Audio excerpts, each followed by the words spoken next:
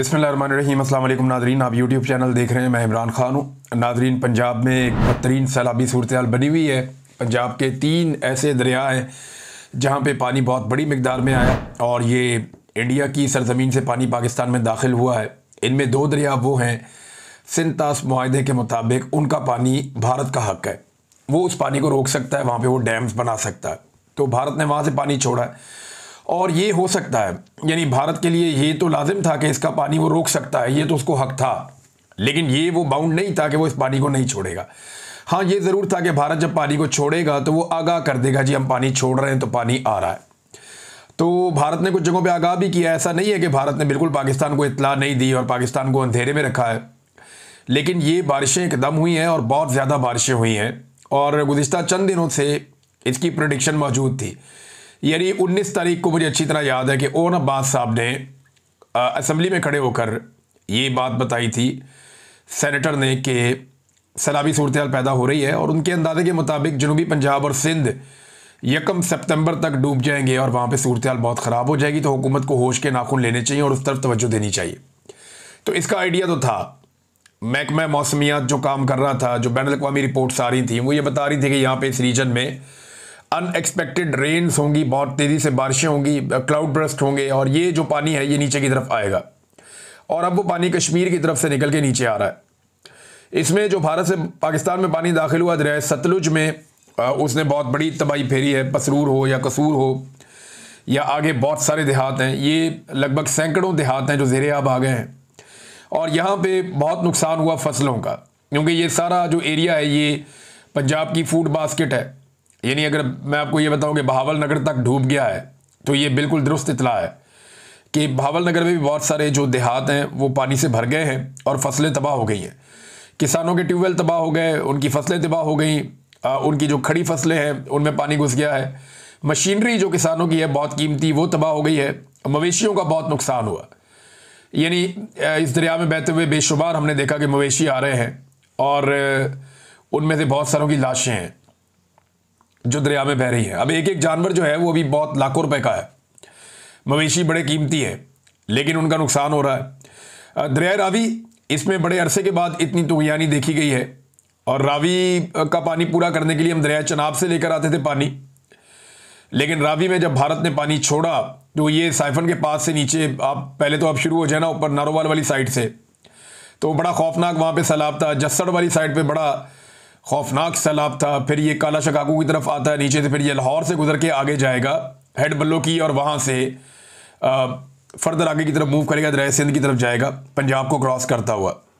तो यहाँ पे एक सैलाब है, सिर्फ 1-2 जगहों को छोड़ के बाकी जगहों पे दरमियाने दर्जे का है और 1-2 जगह पे एक खतरनाक सैलाब है।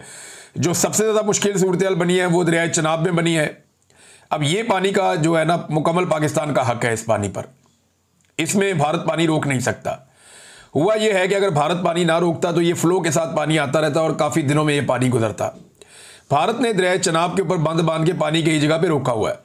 ये जो गैर कानूनी काम भारत ने किया है, सिंध तास मुआहदे की खिलाफ वर्जी की है, वो पानी जब वहाँ पे जमा हो गया और फिर जब बारिशें बहुत ज़्यादा हुई तो भारत ने ना सिर्फ वो बारिशों का पानी आया पाकिस्तान में, बल्कि भारत ने वो बंद खोल दिए और उनकी वजह से अनएक्सपेक्टेडली बहुत बड़ी मिकदार में पानी पाकिस्तान में दाखिल हुआ और अब तक जो इलाके डूबे हैं मैं उनकी तफसीलात आपको, सियालकोट, वजीराबाद, पसरूर, नारोवाल, कसूर, पाकपतन, मंडी बहाउद्दीन, ये कादराबाद, हेड कादराबाद है वहाँ पे एक, और उससे पहले कुछ देहात हैं। तो हेड कादराबाद को बचाने के लिए कि ये हेड टूट जाएगा और इसके ऊपर बहुत दबाव बढ़ रहा है, तो 2 जगह पे धमाके किए गए और मंडी बहाउद्दीन की जानिब पानी छोड़ा गया। वहाँ बहुत फसलें तबाह हुई हैं, लेकिन हेड कादराबाद को बचाने के लिए ये करना पड़ा वहाँ पे। फिर उसके बाद मुख्तलिफ और जगहों पे बंद तोड़े जा रहे हैं। बहावल नगर भी डूब गया है, किसानों की मशीनरी, खड़ी फसलें। अब ये जो नुकसान है ये अरबों रुपए का है। क्या ये नुकसान पूरा किया जाएगा, बड़ा सवाल ये है। तो ऐसा माजी में तो नहीं हुआ कि किसानों का और जो गरीब देहाती हैं उनका नुकसान पूरा किया जाए। सिर्फ चंद जगहों पे हमने देखा, लाहौर में या 1-2 और शहरों में, कि थोड़ी सी एक्टिविटी इंतज़ामिया ने दिखाई और कहीं पे वो हूटर शूटर चलाए, उन्होंने बाजे बाजे बजाए और उन्होंने बताया जनाब कि वो अलर्ट हैं, वो काम करना चाहते हैं। 1-2 जगह पे टिकटॉक्स वगैरह बनी है, ब्यूरोक्रेसी के लोग गए जाके उन्होंने बनाई है, लेकिन ओवरऑल अगर आप पंजाब की बात करें तो देहातियों को अकेला छोड़ दिया। 90% डूबने वाले लोगों तक पहुंचा ही कोई नहीं। जो 90% से ज्यादा लोग हैं, मैं जिम्मेदारी के साथ आपको कह रहा हूं, जो रिपोर्टें पूरे पंजाब से आ रही हैं, लोग ये बता रहे हैं कि कोई आया ही नहीं हमारे पास, अभी तक किसी ने हमें पूछा ही नहीं, ना कोई अलर्ट जारी हुआ, ना मसाजिद में ऐलान हुए, ना हमें बताया गया कि हमारे साथ क्या होगा। बस अचानक आनन फानन पानी आया और लोग अपने मवेशी, अपनी कीमती चीजें छोड़कर वहां से जाने बचाकर भागे और बहुत बड़ी तादाद में लोग, उनकी एवैक्यूएशन हुई है उनके इलाकों से। तो लोगों ने अपनी मदद आपके तहत जो है वो इनखला किया है। पेशगी इतला ना देने की वजह से या पेशगी कोशिशें ना करने की वजह से जो माल मवेशी का नुकसान है, मेरे ख्याल में वो अब तक का सबसे बड़ा नुकसान है। बहुत बड़ी, यानी फसलों का नुकसान तो सबसे बड़ा होता ही है कि खड़ी फसलें तबाह हो जाएं, किसान का सारा पैसा डूब जाता है। वहां जो ज़रूरी मशीनरी है वो तबाह हो जाए तो किसान का पैसा डूब जाता है और उनको रिपेयर करने में, ठीक करने में बाद में बहुत सारी कंडम हो जाती है, तो वो आपका बहुत पैसा लगता है उसमें। तो अरबों रुपए का किसानों का एक एक इलाके में नुकसान हुआ है। अब ये नुकसान तो हुकूमत पूरा नहीं करती, ना पहले कभी इन्होंने पूरा किया है, लेकिन सैलाबी सूरत हाल बड़ी खौफनाक है। कुछ जगहों पे टिकटॉक बनाने के अलावा किसी भी जगह पे कोई मदद लोगों की नहीं की गई। मनाजिर हमने कुछ इस तरह के देखे कि जो सरहदी बाढ़ है इंडिया और पाकिस्तान के बीच में, जो इंडिया ने लगाई हुई है एक पूरी बाढ़, इंडिया ने ये बाढ़ लगाई थी और अपनी सरहद के अंदर लगाई थी। पाकिस्तान कहता था ना लगाएं, लेकिन इंडिया ने इसको लगाया और वो इसलिए लगाया कि वो ये चाहते थे कि इंडिया और पाकिस्तान के बीच में जो मूवमेंट है पंजाब में, दोनों पंजाब के बीच में आज़ादाना मूवमेंट वो ना हो सके। इंडिया को लगता था कि पाकिस्तान के साथ जितनी इंटरेक्शन होगी इंडियन पंजाब की, खालिस्तान बनने के इम्कान उतने बढ़ेंगे। तो उन्होंने पाकिस्तान और इंडिया के बॉर्डर के साथ साथ हत्ता के लाइन ऑफ कंट्रोल पे और वर्किंग बाउंड्री पे हर तरफ उन्होंने एक बाढ़ लगा दी है इंडिया ने। वो बाढ़ जो है वो भी पानी में डूबी हुई है, तो एक एक 1.5 फुट कहीं से बाहर नजर आ रही है।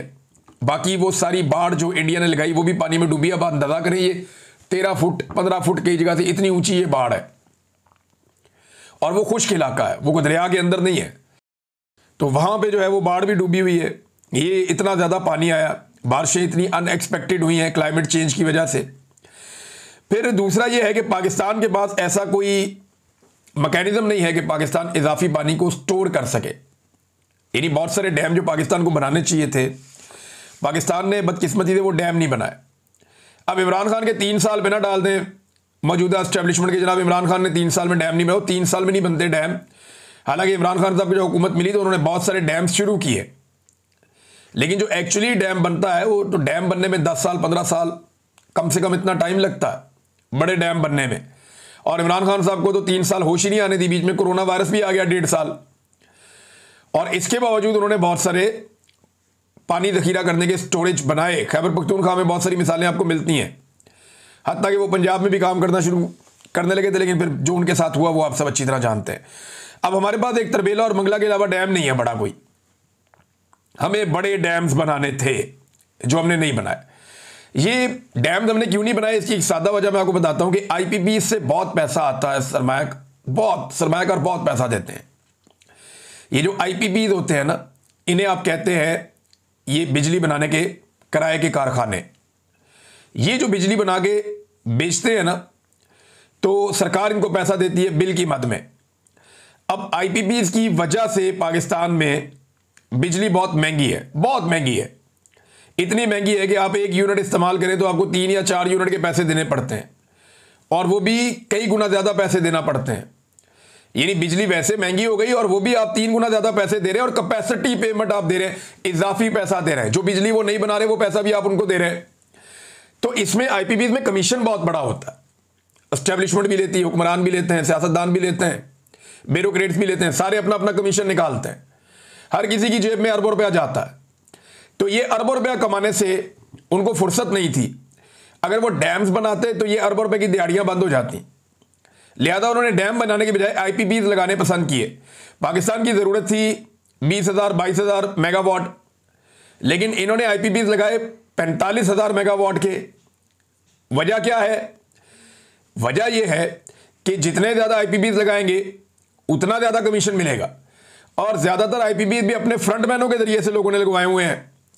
यानी वो पैसा भी अपनी जेब में जाता है, कैपेसिटी पेमेंट का, कमीशन का पैसा भी अपनी जेब में जाता है। लिहाजा डैम बनाने तो इनके लिए नुकसान का सौदा था कि अगर डैम बनाएंगे तो ये पैसा कौन कमाएगा, तो डैम इन्होंने नहीं बनाए। हत्ता कि मैं आपके सामने एक जिम्मेदारी के साथ बात कर रहा हूं कि जितना पैसा, ये डाटा निकाल के मैं आपके सामने रख दूंगा, थोड़े दिन पहले हम इस पर रिसर्च कर रहे थे तो ये बात मुझे याद रह गई, लेकिन डाटा मेरे पास मौजूद है, हमने इसको नोट किया हुआ, आपके साथ मैं शेयर करूंगा कि जितना पैसा आपने कैपेसिटी पेमेंट में अदा किया ना, यानी जितना पैसा आपने इजाफी दे दिया है आईपीपीज को, जो बिजली उन्होंने नहीं बनाई आपने फिर भी उनको पैसा दे दिया है, जितना इजाफी पैसा आपने आईपीपीज को दे दिया है उतने पैसे में बड़े डैम्स बन जाते हैं पाकिस्तान में और काफी ज्यादा पाकिस्तान का भला हो जाता है। एक पाकिस्तान में बहुत बड़ा प्रोजेक्ट जिसके ऊपर कागजी कार्रवाई हो चुकी थी, कालाबाग डैम को तो मुतनाज़ कर दिया गया, लेकिन तरबेला से भी कोई 7-8 गुना बड़ा एक डैम दरिया सवां पे बनाया जा सकता था और ये वो डैम होता जो बहुत बड़े पैमाने पर पाकिस्तान को सैराब करता। पाकिस्तान की बेशुमार ऐसी ज़मीन है जो बंजर पड़ी है, वो सारी ज़मीन सैराब हो जाती और पाकिस्तान का बहुत भला हो जाता। ये जो डैम है ये बहुत ज़बरदस्त इसकी लोकेशन है, मोटरवे से आपको नज़र भी आ जाता। दरिया सवा के ऊपर एक पूरा मुकाम है जहां इसको बनाया जा सकता था और ख़तरनाक सैलाब से बचाने के लिए ये एक बेहतरीन चैनल हो सकता था। यानी जब भी कभी तरबेला में पानी ज़्यादा हो जाता या दरिया सवा में तो या नहीं आती या मंगला की तरफ करना होता आपको, या किसी जगह पे आपको ऐसा लगता कि कोई और कहीं प्रेशर बढ़ रहा है, तो आप पानी को जो है बड़े आराम से शिफ्ट कर देते दरिया सवा की तरफ और फिर आप बहुत सारी जगह अवॉइड करके आप पानी जो है वो आराम से इस्तेमाल कर देते हैं बाद में। लेकिन पाकिस्तान ने ये डैम भी नहीं बनाया। हालांकि ये डैम इतना महंगा नहीं बनता था।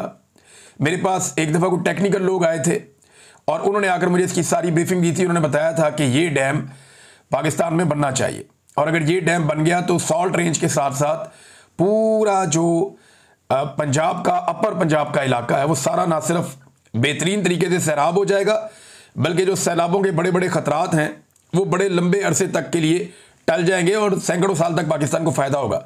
लेकिन वो डैम नहीं बनाया गया, बदकिस्मती पाकिस्तान की।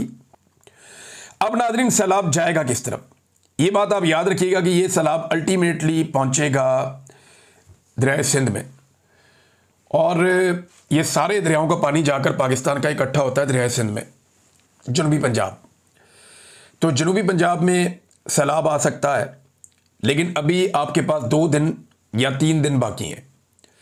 एटलीस्ट जब आप ये वीडियो सुन रहे हैं तो 2 दिन तो है हुकूमत के पास कि 2 दिन के अंदर वहाँ के लोगों को चाहिए कि वो जो दरिया के करीब रहते हैं या जो कच्चे के इलाकों में रहते हैं सिंध में, वो तमाम लोग अपने आप को महफूज करें, क्योंकि बारिशों का एक नया स्पेल भी होने जा रहा है 31 अगस्त से और इससे पहले जो है वो ये सैलाबी पानी वहाँ पहुँचेगा तो सूरत हाल फिर आउट ऑफ कंट्रोल भी हो सकती है। अल्लाह करे नुकसान ना हो, लेकिन जो दिखाई दे रहा है या जो अब तक आदाद शुमार आ रहे हैं पानी के बहने के, ये पानी सारा उस तरफ जा रहा है और जनूबी पंजाब और सिंध ये शदीद ख़तरे में होंगे। जुल्फ़िकार अली भुट्टो जूनियर का एक स्टेटमेंट आया और जूनियर ने यह कहा कि लोग अपने आप को खुद बचाएं, पंजाब में सैलाब आ चुका है, बहुत सारे इलाके जो हैं वो डूब गए हैं, हमें उसका बड़ा अफसोस है। लेकिन जितने भी लोग सिंध के दरिया के करीब रहते हैं और जो उन इलाकों में रहते हैं जहाँ पहले भी सैलाब आता रहता है, वो अपने आप को महफूज करें, खुद निकलें, अपने जानवरों को निकालें, अपना कीमती सामान निकालें, क्योंकि सिंध हुकूमत उन्होंने कहा कि मुझे नहीं लगता कि आपको बचा सकती है या वो बचाने आएगी। तो सिंध हुकूमत जो है वो नॉर्मली जब भी कभी सैलाब आता है तो वो एक बैरूनी दौरा रख लेते हैं और उसमें वो दुनिया से पैसे इकट्ठे करके ला के, वो पैसे पता नहीं किधर गए समझ ही नहीं आती। अभी को 2-4 घर ऐसे थे जिनमें से एक घर के अंदर बिलावल ने बैठ के कोई थोड़ी टिकटॉक बनाई थी थोड़े दिन पहले, कोई वीडियो शीडियो बना के डाला। अच्छी बात है घर बना किसी का, लेकिन बात यह कि सिंध हुकूमत ने टोटल कितने घर बनाए, कितने लोगों को घरों में शिफ्ट किया है। ज़रा आज़ाद मीडिया जाए ना और जाकर देखे, ज़रा दौरा करे, उधर दादू का दौरा करे, उन इलाकों का जहाँ पे सैलाब आया था। लोगों से पूछें कि कितने घर हैं जो आपको बना कर दिए हैं। जितने घर तबाह हुए हैं ना उसके 5% भी इन्होंने नहीं बनाए होंगे। मैं 5% भी बहुत ज़्यादा बोल रहा हूँ, इन्होंने 5% भी नहीं बनाए होंगे, बाकी सारे अवाम ने खुद तामीर किए। तो अवाम अपनी मदद आपके तहत ही करती है, इतना बड़ा नुकसान तो कोई पूरा नहीं कर पाएगा। बहरहाल हुकूमत को फौरी तौर पे होश के नाखून लेने चाहिए और जिन इलाकों की तरफ ये पानी बढ़ रहा है वहाँ पे अपनी एक्टिविटी को तेज़ करना चाहिए, लोगों को वहाँ पे आगाही देनी चाहिए और जो ख़तरनाक इलाके हैं उन्हें खाली करने में लोगों की मदद करनी चाहिए ताकि लोग पहले की तरह धोखे में ना मारे जाएँ। बल्कि अपना कीमती सामान उन इलाकों से निकाल लें। हुकूमत की जिम्मेदारी है नाज़रीन, उन्होंने काम अपना करना था, उन्होंने किया ही नहीं, बल्कि वो गालियां दे रहे हैं। अभी ये टिकटॉकर जो हैं ये फैमिली एंड फ्रेंड टूर पे गए हुए थे जापान और हांगकांग। इन्होंने वहाँ बहुत इंजॉय किया, पाकिस्तान एयरफोर्स का तैयारा ये लेकर गए थे और फैमिली पूरी गई हुई थी, बच्चे, बच्चों के दोस्त, बच्ची, बच्ची का शौहर, उसके बच्चे, यानी सारे लटरम पटरम इकट्ठे होके पूरा टब्बर ही टूर करने चला गया जापान का और कहीं और, हांगकांग भी चले गए। तो इन्होंने तो अपनी लाइफ इंजॉय की। जिस वक्त पंजाब में बच्चे डूब रहे थे ना, मवेशी डूब रहे थे, किसान की फसलें डूब रही थी, पंजाब में तबाही फिरी हुई थी, उस वक्त टिकटॉकर अपने सारे एहलो अयाल और दोस्तों को फैमिली फ्रेंड टूर लेकर वो जापान का इंजॉयमेंट कर रहे थे, वो टूर कर रहे थे और टके का फायदा पाकिस्तान को नहीं हो। इन्होंने वहां से कुछ नहीं सीखना, ना इन्होंने सादगी सीखनी है, ना आजिज़ी सीखनी है, ना रूल ऑफ लॉ सीखना है, ना इंसानी हुकूक सीखने, ना इन्होंने वहां से अवाम का एहतराम या मैंडेट का एहतराम सीखना, ना इन्होंने आज़ाद अदलिया के मामला कोई नहीं सीखना। इन्होंने कुछ नहीं, ये सिर्फ टूर था, एक इंजॉय करने वाला टूर था, ये इंजॉय करके वापस आ गए हैं। अब जब मीडिया इनसे सवाल करता है या अवाम इनसे सवाल करती है कि जनाब ये किस तरह का टूर था, बताएं, आपके बच्चे किस चक्कर में गए हैं, फैमिली किस चक्कर में गई, वैसे जी हम अपने खर्चे हिसाब दो, कैसे अपने खर्चे दो, सरकारी प्रोटोकॉल है भाई, सरकारी प्रोटोकॉल में, यानी कोई भी चाहे तो अपने खर्चे पे सरकारी प्रोटोकॉल में जा सकता है, कभी नहीं जा सकता। तो सरकारी प्रोटोकॉल आपने कैसे एंजॉय कर लिया? वहां पे पूरी की पूरी जो है वो एम्बेसी आपके पीछे लगी हुई थी और एम्बेसी आपकी खिदमत के अंदर सरगर्म थी। तो ये जो टूर करके आए, बजाय इसके कि लोगों के सवालों के जवाब देते, इन्होंने लोगों को गालियां देना शुरू कर दी। बल्कि एक टिकटॉकर ने बैठ के वहां पे एक बड़ी अजीब बात की, मुझे बड़ी तकलीफ हुई वो बात सुनकर कि ये लोगों की माओ बहनों को गालियां भी देते हैं और गंदी गालियां देते हैं। बहुत अफसोसनाक बात है। यानी अगर कोई आपको अकाउंटेबल करना चाह रहा है, हज़रत उमर फारूक रज़ियल्लाहु अन्हु से लोगों ने पूछा कि भाई आपके पास तो एक चादर आई थी, तो आपका कद लंबा है, तो ये आपने सूट कैसे बनवा लिया अपना? उन्होंने जवाब दिया था, क्योंकि हुक्मरानों से सवाल पूछा जाता है, जवाब मांगा जाता है। ये नहीं किया था हज़रत उमर फारूक रज़ियल्लाहु अन्हु ने कि उठ के कोई बात कर दी, अपने किसी जूनियर से कोई ऐसी बात करवा दी जो हद तक अमेज हो, या किसी की माँ को बुरा कह दिया, ऐसा नहीं हुआ था। ये उठ के लोगों की माँ को गालियां दे रहे बैठ के, ऐसी बदतमीजी, ऐसी बदतहजीबी। और जिस टिकटॉकर ने ये किया है ना, वो पहले पीपल पार्टी में हो, तो फिर नून लीग को गालियां, गंदी गालियां, गंदी हरकतें, और अब नून लीग में तो अब दूसरों को गंदी गालियां, गंदी हरकतें। कल ये किसी और पार्टी में जाए तो वहां से फिर इनको फिर गंदी गालियां और गंदी हरकतें। ये सारा गंद इकट्ठा किया गया पीएमएलएन के अंदर, और ये एस्टेब्लिशमेंट ने किया है कि पाकिस्तान का सारा गंद इकट्ठा करके एक जगह पे लाके इक़्तिदार में बिठा दिया और अवाम को असल शक्लें दिखा दी हैं कि ये वो गंदे चेहरे हैं जिन्होंने पाकिस्तान का बेड़ा गर्क किया। हमने आपकी सहूलत के लिए सारे इकट्ठे करके इक़्तिदार में बिठा दिए हैं। अब अगर आपने धक्का मारना है तो इन सारों को मारो और एस्टेब्लिशमेंट के समेत मारो। बहरहाल ये जनाब मरीम नवाज के लोग बजाय इसके कि वो काम करें, इस वक्त वो लोगों की माओ बहनों को गालियां दे रहे हैं बैठ के। और हैरत की बात यह है कि इनके ब्यूरोक्रेट्स कह रहे हैं कि अचानक सैलाब आ गया, हमें पता ही नहीं चला। ये बाकायदा सबूत मेरे पास मौजूद है, ये देखें ना आप, ये डीजीपीडीएम में वो कहता है जी अचानक सैलाब आ गया और हमें तो पता ही नहीं था। फिर वो कह रही है जी हमारी तो तैयारी थी, हमने तो सैलाब का पूरा बंदोबस्त पहले से किया हुआ था। जो पंजाब से टिकटॉकर है इन्फॉर्मेशन, यानी मैं हैरान होता हूं कि एक तरफ जो है वो कह रहे हैं हमें पता ही नहीं चला, अचानक हो गया, दूसरी तरफ हमारी तो बहुत पुरानी तैयारी थी इसके ऊपर। आपकी खाक तैयारी थी, किसी को पता ही नहीं चला, लोगों को अंदाजा ही नहीं हुआ, लोग बेचारे पानी के अंदर डूबते रह गए, शहरों के अंदर पानी घुसाया, गलियों में कश्तियां चल रही हैं। ये हालात इन्होंने पाकिस्तान के लिए पैदा किए हैं। अब नाजरीन, आलिया हमजा साहिबा ने फौरी तौर पर, अब उनकी हुकूमत तो नहीं है, अगर उन्हें मौका मिला और उन्हें इजाज़त दी गई तो उन्होंने पाकिस्तान तरीके इंसाफ को कहा है कि सारे मिलकर इकट्ठे हो, हंगामी इजलास बुलाओ, और पूरी तरीके इंसाफ अब मदद करेगी अपने हमवतनों की। और ये जो फ्लड आया हुआ है इसके अंदर मदद करने के लिए निकलेंगे। अब देखना यह कि पाकिस्तान की मिलिट्री एस्टेब्लिशमेंट ये मदद करने देती है या नहीं करने देती, क्योंकि मिलिट्री एस्टेब्लिशमेंट पीटीआई को इसराइल के खिलाफ मुजाहरा नहीं करने देती। कोई अच्छा काम भी वो करना चाहें तो नहीं करने देते। तो ये अवाम की मदद करने देंगे या नहीं करने देंगे? उन्होंने तो 14 अगस्त नहीं मनाने दी, उन्होंने तो कायदे आज़म का पोस्टर उठा के बाहर आने पे मुकदमे दर्ज करके बंदे अंदर दे दिए दहशतगर्दी के मुकदमों में। तो ये दो नंबरियां बहुत की है इन्होंने, बहुत फ्रॉड किया है इन्होंने। तो अब देखते हैं कि पाकिस्तान तरीके इंसाफ सैलाब में मदद करने आती है तो क्या उन्हें मदद करने दी जाती है या नहीं करने दी जाती। एक सवाल तो हो गया ये। हालात इनके ये हैं कि इमरान खान साहब का ट्वीट आता है कल रात को 11 बजे, जो मैंने आपको सुबह वाले वीलॉग में पढ़ के सुनाया। रात को 11 बजे इमरान खान साहब का ट्वीट आता है और 11 बजे उनका ट्वीट आने के ठीक चंद मिनट के बाद आज सुबह जो समाअत होनी थी अडियाला जेल में तोशाखाना 2 केस की, वो मुलतवी कर दी जाती है। वजह क्या है कि भाई इमरान खान साहब का तो बड़ा सख्त मौक़िफ़ है, हमें तो लगता था माफ़ी मांग लेगा, वो तो हमारे ऊपर चढ़ गया। 9 मरतबा उसने आर्मी चीफ का नाम ले लिया एक ट्वीट के अंदर। और मज़े की बात आप देखें कि इमरान खान साहब ने, ये मैं आपको डाटा बल्कि निकाल के ना लेटेस्ट भी बता देता हूँ, इमरान खान साहब ने ट्वीट एक जो है ना उसमें आर्मी चीफ का 9 मरतबा नाम लिया और दूसरे ट्वीट के अंदर आर्मी चीफ का नाम नहीं लिया। अब आप लोगों का अंदाज़ा करें कि लोग आज कहाँ खड़े हैं कि जिस ट्वीट में इमरान खान साहब ने आर्मी चीफ को मुखातिब किया वो 33,000 मरतबा रीट्वीट हुआ है, 33,000 मरतबा। और दूसरा जिसमें इमरान खान साहब ने आर्मी चीफ को मुखातिब नहीं किया वो 23,000 मरतबा रीट्वीट हुआ है। जिसमें आर्मी चीफ पे उन्होंने बात की वो 33,000 मरतबा, यानी 10,000 मरतबा ज़्यादा जिसमें तनकीद आर्मी चीफ पे हुई है, लोगों ने उसको ज़्यादा फैलाया। और जिसमें अली अमीन को कहा है कि आओ और आकर मुझसे मिलो, उसको इतना नहीं किया। तो उसके बाद यही होना था, इन्हें लगा कि अब इमरान खान साहब का केस लगेगा, दोबारा तनकीद करेंगे और बहुत नेक्स्ट लेवल पे चले जाएंगे, लिहाजा इन्होंने समाअत ही मुलतवी करवा दी अदालत के अंदर रात को 11 बजे के बाद। इसका मतलब यह है कि ट्विटर पे आने वाले एक ट्वीट की वजह से इमरान खान साहब के केस की समाअत मुलतवी हुई है। ये रिकॉर्ड का हिस्सा बन रही हैं चीज़ें, इनसे कभी कोई भाग नहीं सकेगा, ये याद रखना पड़ेगा। अली अमीन गंडापुर साहब ने कुछ संजीदा कोशिश नहीं की इमरान खान साहब से मिलने की अभी तक, और उनके भाई ने क्लेम तो किया कि उन्होंने संजीदा कोशिश की है, लेकिन की नहीं।